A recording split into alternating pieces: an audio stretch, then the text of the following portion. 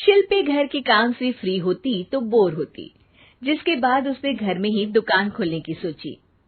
अरे ये इतने सारे कपड़े, अरे बहू क्या करेगी इनका?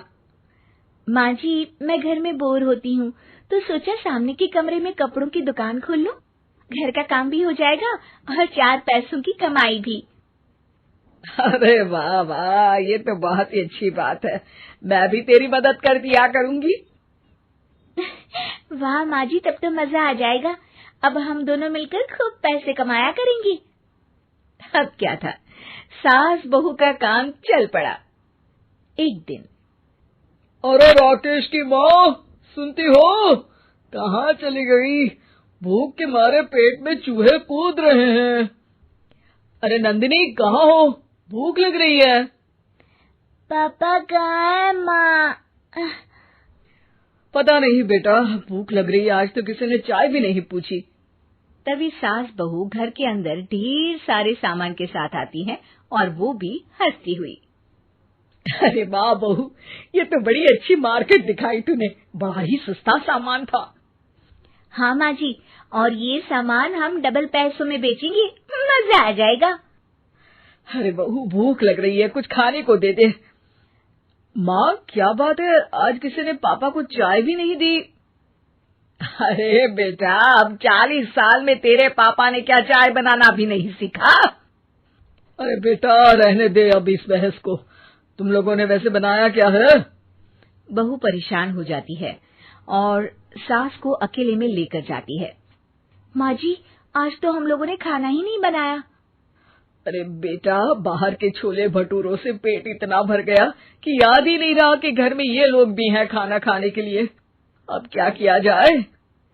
तभी घर में एक महिला आती है। जी, वो सुना है आप लोगों की यहाँ साड़ी बिकती है, जरा दिखाएंगे क्या? हाँ हाँ, क्यों नहीं। माँ जी, आप इन्हें साड़ी दिखाइए, मैं तब तक पिताजी और इनके लिए खाने का इंतजाम करती हूँ। सास उस औरत को लेकर सामने वाले कमरे में चली जाती है जहाँ उन लोगों ने दुकान खोली थी। वहीं बहू भी किचन में चली जाती है। अब इतनी जल्दी क्या बनाऊं? पापा जी तो खाने के लिए भी बैठ गए हैं। आइडिया, मैं खाना बाहर से ही ऑर्डर कर देती हूँ। थोड़ी देर में खाना आ जाता है और बहू टेबल पर खाना लगा देती है।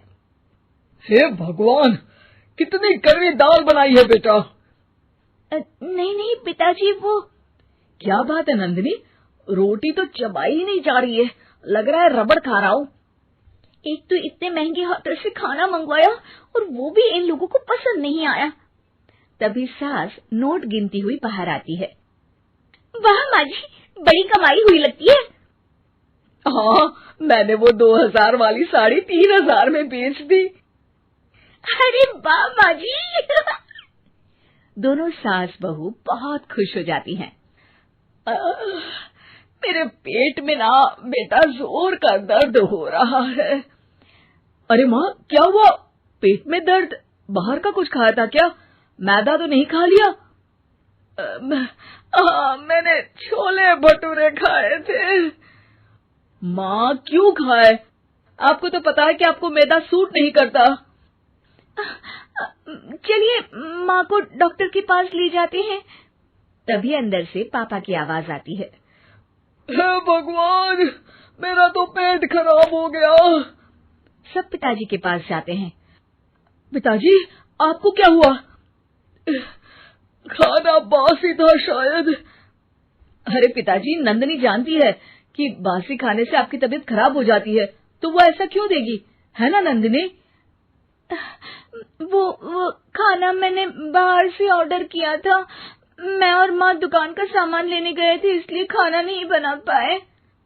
क्या नंदिनी, दुकान के चक्कर में तुमने तो सारे घर का हाल बिगाड़ रखा है। चलो अब माँ और पापा को लेकर अस्पताल चलते हैं। अस्पताल में जाने पर डॉक्टर कहते हैं, हाँ, इन दोनों को तो एक दिन के लिए एडमिट करना पड़ेगा। क्या? क्यों? पेट ही तो खराब है ना।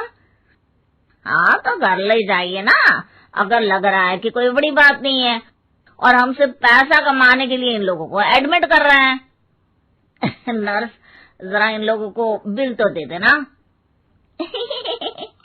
चलिए, मैं आप लोगों को पैक हित समझा देती हूँ। जब बहू के हाथ में बिल आता है, हे भगवान, 60,000 रुपए! इतना तो मैंने कमाया भी ना था। अब समझ गई कि कमाई के चक्कर में घर के लोगों की सेहत के साथ मैं खिलवाड़ कर रही थी।